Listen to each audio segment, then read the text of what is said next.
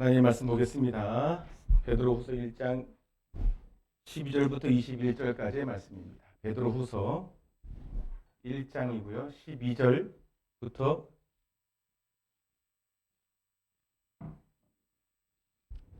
21절까지의 말씀 교독하겠습니다. 여러분, 너희가 이것을 알고 이미 있는 진리에 섰으나 내가 항상 너희로 생각나게 하려 하노라.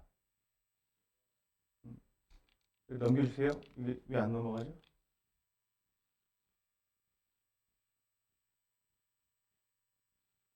넘겨주세요.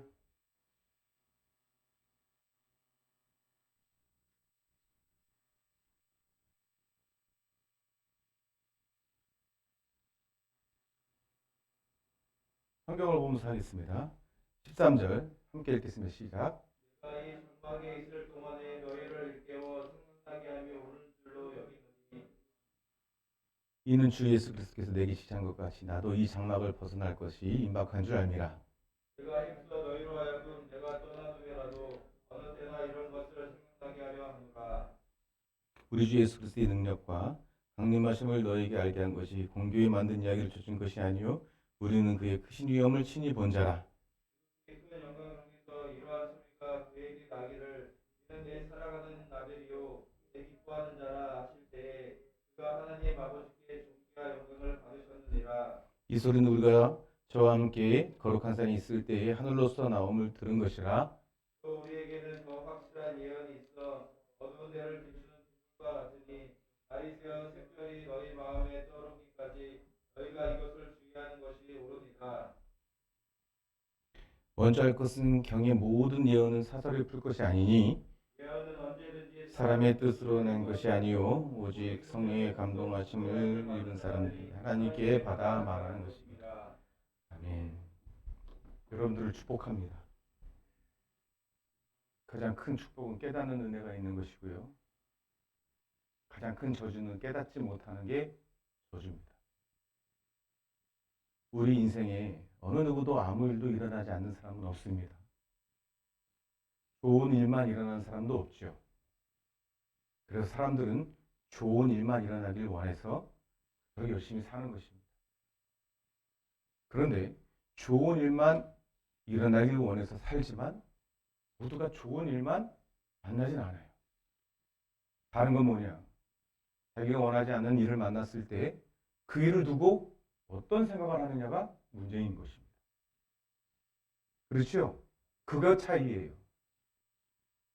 예수 생명으로 산다는 것은 바로 그런 것입니다. 내 육신의 생명으로 살면 안 좋은 일을 만나면 원망뿐입니다. 그리고 얻어지는 것은 뭐예요? 다음에 그런 일을 또 만나면 어떡하지? 근심과 걱정이 더해지겠죠. 과거에도 말한 바가 있죠. 근심을 장사거리로 파는 세상을 만나 있습니다. 우리는.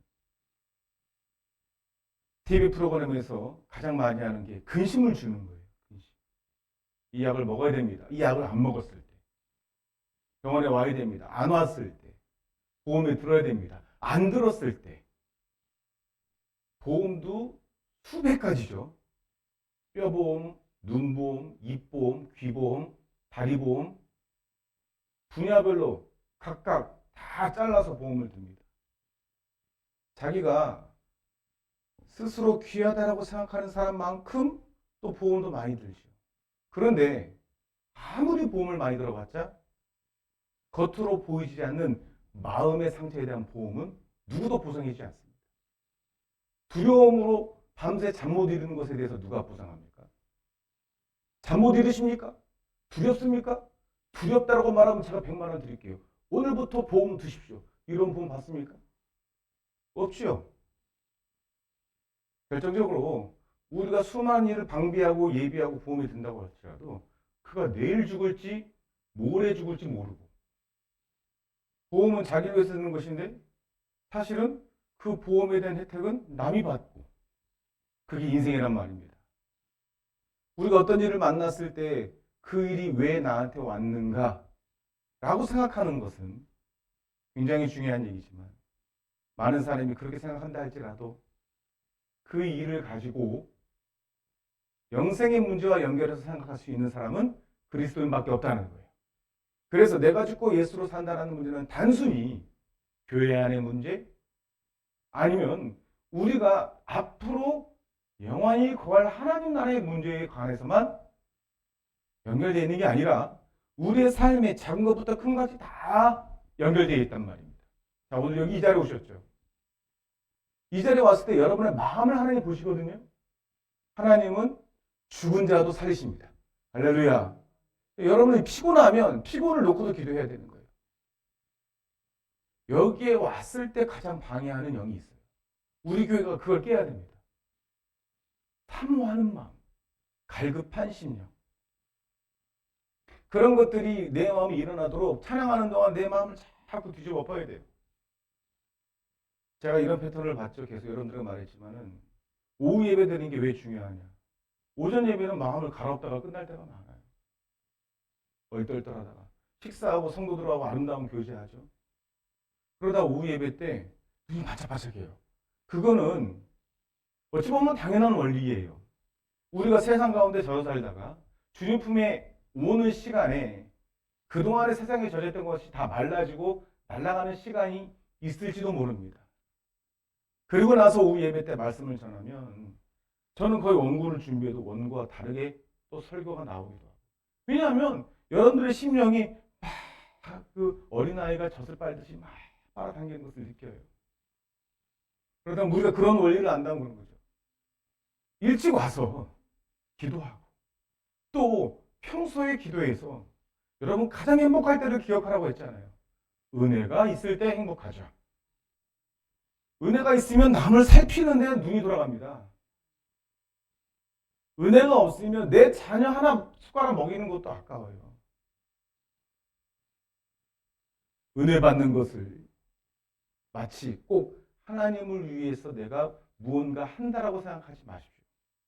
하나님은 스스로 만족하시는 분이십니다. 우리가 어떤 일로 하나님의 만족을 더하거나 감할 수 없죠. 다만 하나님을 슬퍼하시기도 하는 건 뭡니까? 하나님의 만족이 있는데 세상으로 하여금 만족을 찾으려고 하는 그 심령, 그것을 하나님이 슬퍼하십니다. 교회는 그래서 가장 중요한 게 믿음입니다. 내가 주님 앞에 나왔으면 주님이 나에게 오늘 내 문제 다 해결할 거야. 할렐루야. 그런 마음으로 올라가야 되는 거예요. 내 몸의 어려움 주님이 다 해결하실 거예요. 그 믿음이 기복적인 믿음이라고 생각하면 안 돼요. 하나님은 다 하실 수 있다는 것을 주님 써놨잖아요. 할 수 있거든요. 무슨 말이냐? 네가 나한테 하든지 못하든지를 묻느냐? 믿는 자에게는 책임은 너한테 있지 나한테 있지 않다. 내가 너한테 할 수 있어. 하지만은 할 수 있도록 마음을 열어야 한다. 예수님을 눈앞에 둔 귀신 들린 아버지에게도 물었듯이 지금 우리에게 묻고 계시는 거예요. 우리가 여기 왜 앉아 있느냐. 항상 점검해야 됩니다. 타성에 젖으시는 것을 가장 주의하셔야 돼요. 타성에. 앉아 있으니까 앉아 있고 예배 드리는 시간이니까 예배 드리고 찬양하니까 그냥 인도자가 하니까 하고 어쩔 때는 그냥 여기 앉아 있는 게 내가 그냥 그 자체로 자기에게도 의미부여가 안 되는 그런 거예요. 절대로 우리 교회는 그렇게 빠지지 않기를 소망합니다. 여러분이 그렇다는 건 아니에요. 하지만 우리 알잖아요. 우리 알잖아요. 은혜 받았을 때 그 은혜를 송두리째 잃어버리는 속도, 그건 우리 알잖아요. 우리가 생활에 있어서도 아주 새벽부터 정돈된 시간으로 그리고 어떤 좋은 루틴, 하루의 생활을 좋은 루틴으로 가는 것이 더 쉬워요? 그게 와르르 무너져가지고 다시 옛날로 돌아가는 게 쉬워요. 옛날로 돌아가는 게 쉽습니다. 하물며 영적인 일엔. 우리가 어떤 일을 만났을 때 하나님 은혜를 받아요. 그 은혜를 지키려고 무진장 우리는 애를 써야 됩니다. 그래서 날마다 말씀과 동행해야 되고 날마다 기도해야 되고 날마다 주님 찬송 가운데 살아야 돼요. 그게 힘들다라고 생각하는 게 사단의 미혹이에요. 속임이고요. 그게 뭐가 힘듭니까? 제가 그랬죠. 선교 갈 때 내 마음 가운데는 그 하나부터 열까지죠. 코로나, 제 안의 마음적인 문제, 여러 가지 육체적인 문제, 하나도 갈 기분이 안 났다니까 진짜. 한 가지 하나님이 가라고 하니까. 그러면 하나님이 하시겠구나. 진짜 하시더라는 거예요. 진짜 제가 지지부진하게 나를 끌고 있었던 게 많았단 말이에요. 성경 갔다 왔다. 그것이 내가 믿음을 내가 커졌다 이런 문제가 아니에요. 지금도 내가 그 문제를 지지부진하게 끌고 있을 거라는 생각을 해보면 그때 하나님께 순종하길 잘했다 이 말을 하는 거예요. 여러분 말씀대로 순종하면서 사는 삶이 훨씬 쉽습니다. 가벼워요. 여러분을 무겁게 하는 건 죄의 짐입니다. 일이 많다고 무겁다고요? 아닙니다. 절대로 그렇지 않습니다. 일이 많으면 소득이 많은 거겠죠. 절대로 일 많은 거는 무겁지 않습니다. 마음이 무겁고 내가 하나님과 연결된 어떤 지점이 없어졌을 때 강한 어둠이 내 안에 들어와서 무엇이라도 그런 목구멍이 정말 열린 무덤처럼 무엇을 집어넣어도 다 시커먼 속내 그냥 그런 상태. 그게 가장 힘든 거예요. 그래서 교회는 믿음을 다루는 것이 뭘로요? 도구는 말씀이란 말이에요. 오늘 간단히 말씀을 드리면 베드로후서가 강조한 게 1장이 뭐였죠? 동일하게 보배로운 믿음이에요. 동일해야 된다는 건 믿음은 각자의 삶은 달라도 믿음의 고백은 동일해야 된다는 거예요. 할렐루야. 하나님이 원하시는 믿음의 자리에 있다는 거예요. 그게 동일한 지점으로 와야 된다는 거예요. 각자 주님의 말씀 안에 환경 안에 다른 환경 안에서 각자 걸어오는 길이 있겠지만은 도달하는 믿음의 지점은 다른 거예요. 이게 로마서 1장 17절에 있잖아요. 복음에는 하나님의 복음에 보배로운 믿음에 이르기 위한 가장 중요한 수단은 복음에는 하나님의 의가 나타나서 믿음으로 믿음에 이르러야 하나니 이렇게 됐잖아요. 주님이 선택하신 믿음을 가지고 내가 주님의 말씀을 듣고 그것을 지표 삼아서 나침반 삼아서 하나님이 오라는 자리, 예수님이 기다리고 계신 자리, 예수님이 사람으로 오셔서 믿음의 본을 보인 그 자리에 걸어오라는 거예요. 걸어오면 되는 거예요. 그때부터. 아, 믿음이 돈이고 현찰이고 건강이고 기쁨이고 부요고 만족이고. 우리가 믿음 없을 때, 은혜 없을 때 내 마음의 비참함 그토록 믿음이 있는 자, 하나님께 선택된 자는요, 다른 사람이 느끼지 못하는 감각이기 때문에 누군가에게 내가 쏘아붙이는 말 한마디로 그 사람은 아무렇지도 않은데 나는 하루 종일 아프단 말이에요. 그거를 반대로도 생각해야죠. 왜 나는 그럴까? 하나님, 나한테 왜 이따위로 하세요? 이게 아니라 그만큼 느끼는 게 있고 그만큼 하나님이 사랑하시기 때문에 그만큼 그것이 우리를 아프게 한다는 사실을 알고 있는 그 안에 영께서, 성령께서, 하나님께서 아파하시는 거. 하나님이 아파하면요, 우리는 감당을 못해요. 내 안에서 아파하는데. 그 크신 하나님이 아파하는데. 괴롭죠? 괴롭죠. 그래서 다시 그에게 찾아가서 아무 잘못도 안 한 내가, 당연히 말해야 될 내가, 먼저 하나님은 말하게 하시는 거. 그걸 복으로 여기는 자. 그 어떤 세상의 논리로도 통하지 않는.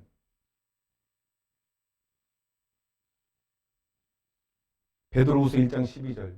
그러므로 너희가 이것을 알고 이미 있는 진리에 서 있으나 이렇게 했어요. 이미 진리 가운데 은혜로 서 있으나 항상 생각하라는 거야. 항상 달려가면서도 생각하라. 베드로후서 1장 16절을 보시죠. 성경에서. 화면은 안 넘어가니까. 우리 주 예수 그리스도의 능력 강림하심 너에게 알간 것이 공교에 만든 이야기를 주는 것이다. 여러분 성경의 이야기는 다 실제 이야기입니다. 나사로 살았어요. 눈먼 자 눈 떴습니다. 예수님 변화상 오르셨다고요. 그 베드로가 지금 기억하고 하는 얘기예요. 예수님 십자가에서 6시간 만에 죽으셨지만 3일 만에 부활하셨어요. 다 역사적 사실이란 말입니다. 공교히 여러분들을 설득하려고 만든 이소무화가 아니라는 거예요. 동화가 아니에요. 신화가 아닙니다. 성경에 그것이 지금까지 있더라 하면 다 지금까지 있어요. 성경을 찾아보세요. 그것이 지금까지 있더라. 돌무덤을 쌓으면 그 돌무덤이 그대로 있고 그 터가 있으면 그대로 있으라면 있어요. 그냥. 하나님이 그대로 있더라. 지금까지 있더라. 다 있어요. 홍해가 갈라졌어요. 그리고 애국 군사가 묻혔어요. 홍해의 길을 잘못 알아가지고 아무것도 없는 거예요. 애국 군사가 묻혔으면 바퀴 하나로 나와야 되는데 아무것도 없는 거예요. 계산을 잘못했어요. 그래서 이 길로 갔을 텐데 성경을 보니까 봤더니요. 수많은 애굽의 시체와 말, 그 뼈, 그 마차, 창, 갑옷 이런 것들이 말도 못하게. 그래서 가둬버렸어요. 사우디아라비아에서. 못 들어가게. 왜? 들어가면 하나님의 살아계심을 그들이 믿을까 봐. 그거 지금 인터넷 찾으면 다 나와요. 유튜브에. 막아놨어요. 막아놨어요. 왜 막아놓을까? 노아의 방주? 아라рат산에 있어요. 막아놨어요. 막아놨어요. 축구장 3개만한 배의 흔적, 그 나무들, 보페르 나무, 정확하게 보페르 나무래요. 하나님이 막아놓으라고 허락해요. 왜? 우리의 보배롭고 동일한 믿음은 그걸 보고 생기는 믿음이 아니다. 그걸 보고 생기는 믿음이라면 하늘에서 만나가 내리고 홍해가 갈라지고 불기둥과 구름기둥이 인도하는데 왜 안 믿어?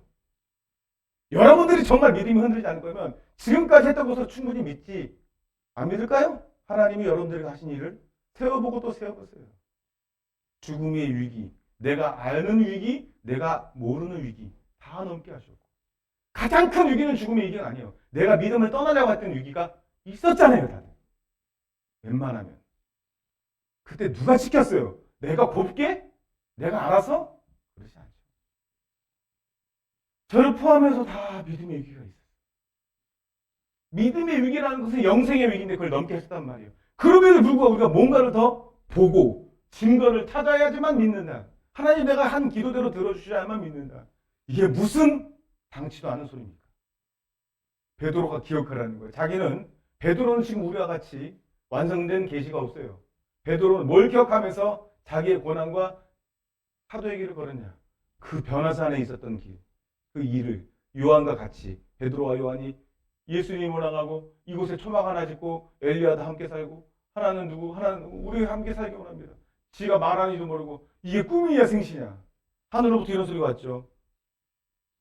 내가 기뻐하는 자라 내 사랑하는 아들이다. 그게 그에게 기준이 되었던 거예요. 그가 어떤 일을 만날 때마다 그 일을 생각하는 거예요. 이 일을 왜 보여주셨을까? 왜 베드로와 요한 보여주셨죠? 하나님이 예수님이 나의 아들임을 알게 하시고 하나님이 정한 길은 예수 그리스도 외에는 없다는 걸 알게 하시고 그를 통해서 영광 받으실 것을 보여주신 거예요. 마지막으로 베드로후서 1장 19절 보죠. 자, 마지막 우리가 말씀 마치면서 또 우리에게 더 확실한 예언이 있다 이렇게 말합니다. 19절이. 야, 이거 뭐예요? 베드로에게는 없어요. 지금 베드로가 사도의 당시엔 사도의 역할을 감당할 때는 지금 여러분 앞에 있는 확실한 예언, 성경의 66권. 베드로가 지금 1장 시작할 때는 보배롭고 동일한 믿음. 그리고 두 번째 챕터에 와서는 확실한 예언. 이렇게 말합니다. 이 두 가지는 불가분의 관계라는 거예요. 떼어낼 수 없는 거예요. 그게 분모라는 거예요. 확실한 예언이 분모가 돼야 동일하고 보배로운 믿음이 그 위에 쌓아진다는 거예요. 우리 제가 느끼는 게 있어요. 느끼는 게 너무나 많아요. 말씀 강조하니까 그래 그냥 그런가 보다 하는 그러면 안 된다는 거예요. 우리 교회가. 말씀 읽자고 하니까 카톡에 뜨는 문자를 그런가 보다 하고 넘기면 안 된다는 거예요. 얼마나 많이 속을 수 있는지 얼마나 많이 속을 수 있는지. 특별히 믿음의 열정을 가진 자에게 사탄이 최후로 속이는 게 뭐예요? 나는 옳다라. 나는 다른 사람보다 기도 많이 한다. 나는 다른 사람보다 의롭다라고 마지막엔 그 자리에 서게 하는 거예요. 우편 강도가 되지 않고 좌편 강도가 되게 해버려요. 애써 하나님의 의를 알고도 애써 자기 의를 세우는 자리에 서게 하는 거예요. 말씀의 확실한 자리를 놓치면 그렇게 되는데 우리는 너무나도 내 자신을 방임하고 있지 않는가. 그래서 19절 이렇게 말하잖아요. 눈으로 보세요. 확실한 예언이 있어 어두운 데를 비친다. 은혜를 잃어버렸을 때 말씀이 우리 가운데 없을 때 우리는 어두워집니다. 날이 새서 샛별이 너의 마음에 떠오르기까지 너는 이것을 주의하는 것이라. 그리고 이렇게 말하죠.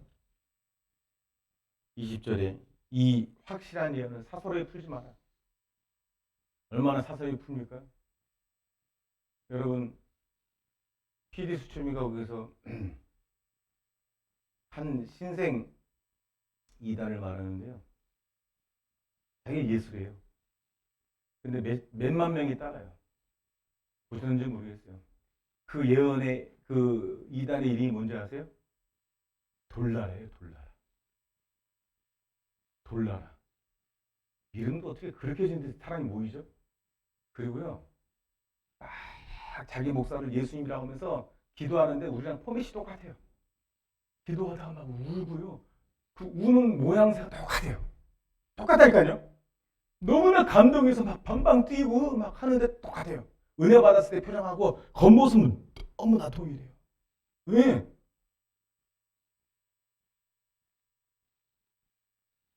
단지 예수님은 안 되는 건데 그가 다 내 마누라래요. 그 젊은 애들이 다 옷 보고 달라들어요. 자기가 임신하면 그게 하나님 뜻이에요. 근데 멀쩡한 사람들이 뭐예요? 학력도 다 높여. 근데 돌나라예요. 뭐야? 다 돌덩이가 모여서 돌나라지. 나중에 한번 제가 요약해서 보여줄게요. 뭐가 없어서 그런 줄 알아요? 말씀이 없어서 말씀이.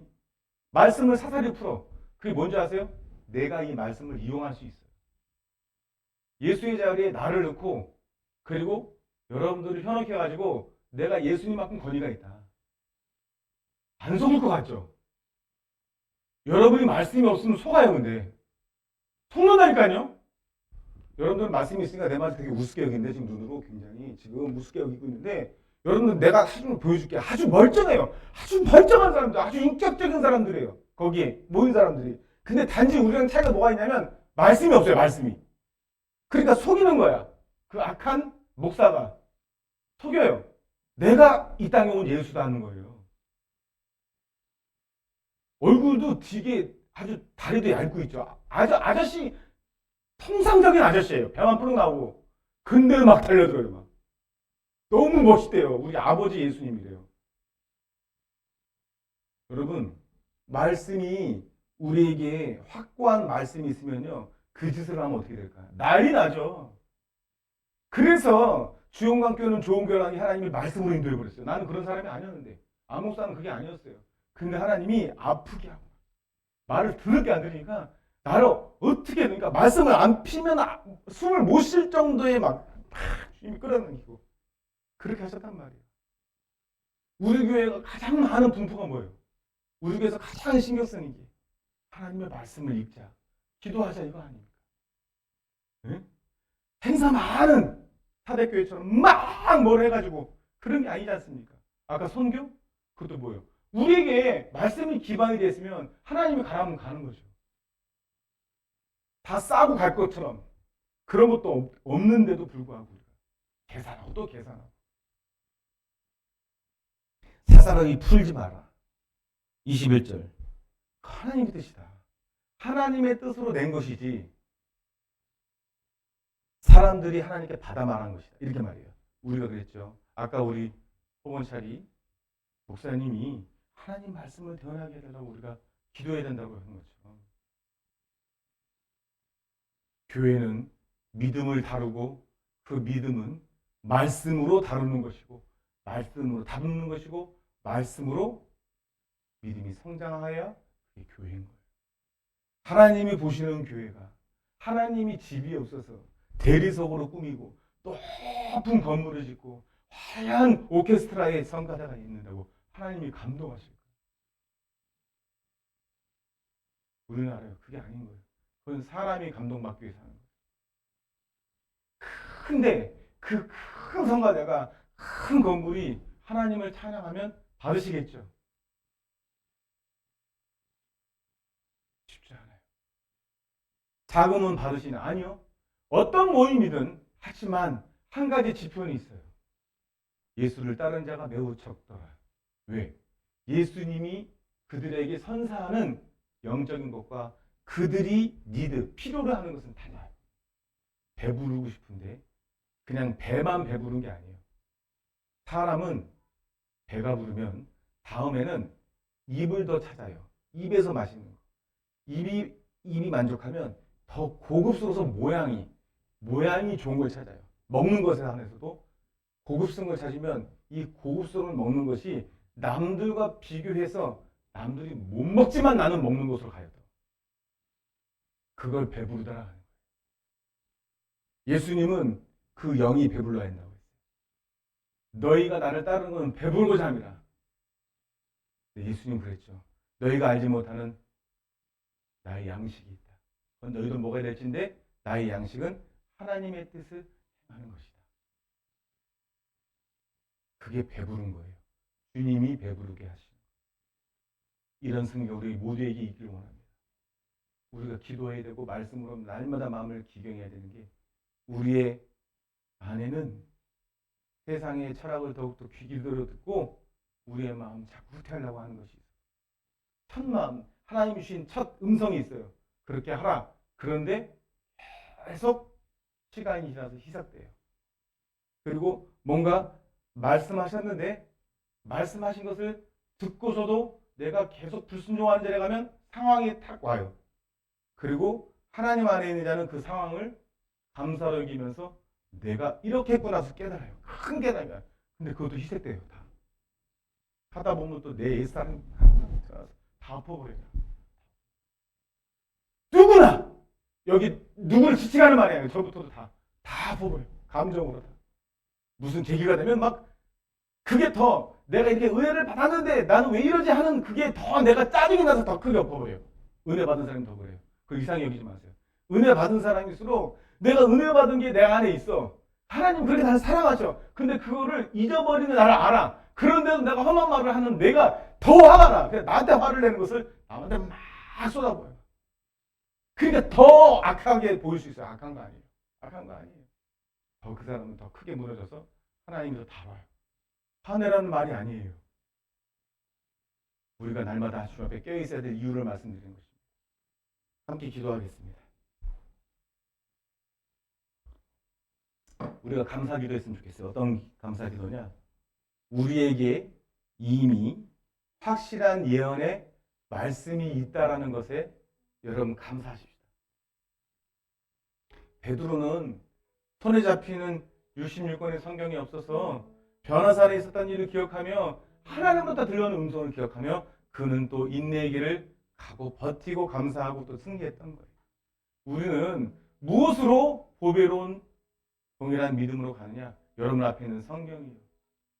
성경을 덮어두지 마세요. 여러분 마음에 차곡차곡 쌓아서 달려가면서도 기억할 수 있도록 말씀을 주신 것이 감사하시고요. 달려가면서도 우리가 말씀을 기억하며 살게 달라고 주님 앞에 부탁하면 주여 한번 주고 기도하겠습니다. 주여 오 하나님